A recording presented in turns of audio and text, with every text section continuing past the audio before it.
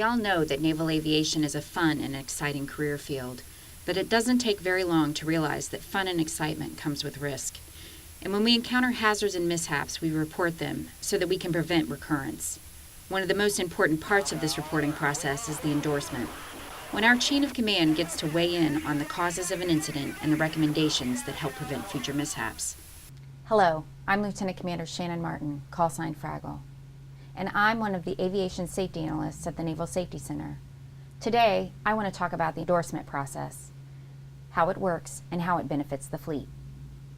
There are two types of endorsements, those for hazards, or HAZREP endorsements, and those for mishaps, or SIR endorsements. Let's talk about HAZREPS first.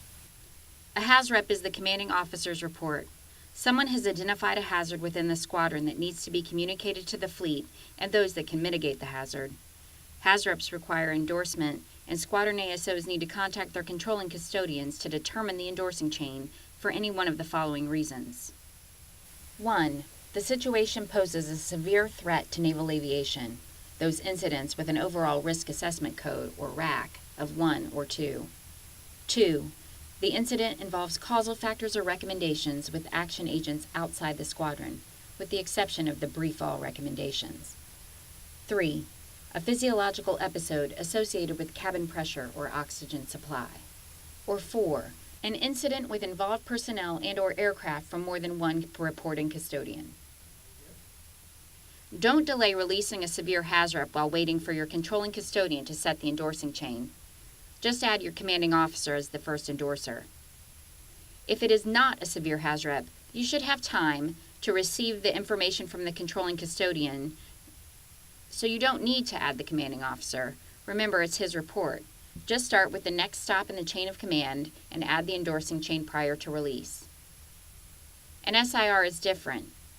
It is the Aviation Mishap Board's, or AMB's, report. And to preserve the integrity of the board, the controlling custodian waits until the report is released to coordinate the endorsing chain. In this case, squadron ASOs will add only their own UIC to the endorsing chain when they release the report. Once the report is on the street, the controlling custodian will notify the squadron ASO and the Naval Safety Center with the endorsing chain for the report.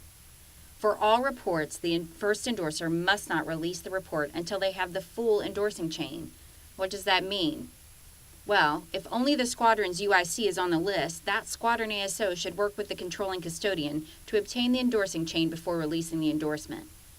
If any endorser believes the endorsement chain is incomplete or includes unnecessary members, they need to contact the controlling custodian to request a change.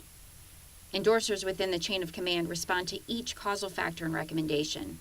Other endorsers, for example the airfield, ship, or FRC, will respond only to those factors and recommendations pertaining to their part of the incident.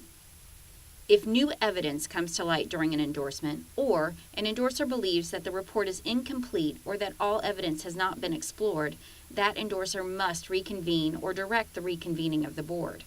Endorsers reconvene boards because the report is incomplete.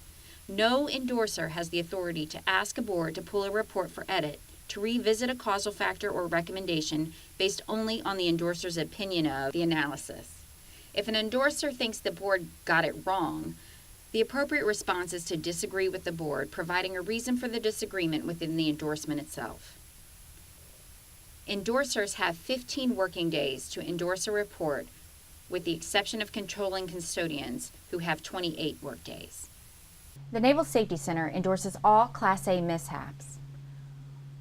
Once the controlling custodian releases their endorsement, the assigned analyst at the Naval Safety Center prepares a brief, and all available analysts, pilots, NFOs, aviation psychologists, physiologists, and flight doctors, along with appropriate maintainers and the assigned investigator, gather together and roundtable the report and recommend our response to the Naval Safety Center commander for final endorsement. Submitting endorsements on time improves the fleet's ability to learn from the incident and prevent recurrence. The clock for a recommendation response does not start until final endorsement is complete, with the exception of a Class A mishap where the controlling custodian's endorsement starts the recommendation response clock.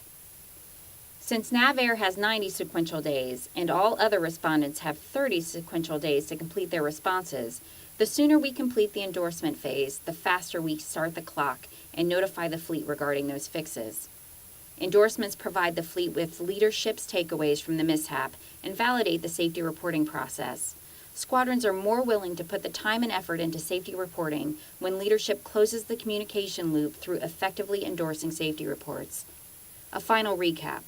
All Class A through D mishaps require endorsement along with severe HAZREPS, HAZREP with causal factors or recommendations outside the reporting unit, HAZREPS involving more than one unit, and FISEPs involving cabin pressure and oxygen supply. The controlling custodian sets the endorsing chain. Only reconvene aboard if the report is incomplete.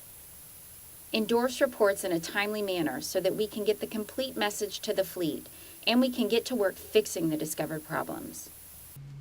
For general information on endorsements, see the OpNav instruction 3750.6 Sierra. For specific information on entering information into WESS, see the WAMR's Operating Guide, Chapters 8 and 9. And if you have questions that can't be answered by either of those guides, contact your aviation safety analyst at the Naval Safety Center. We're happy to help.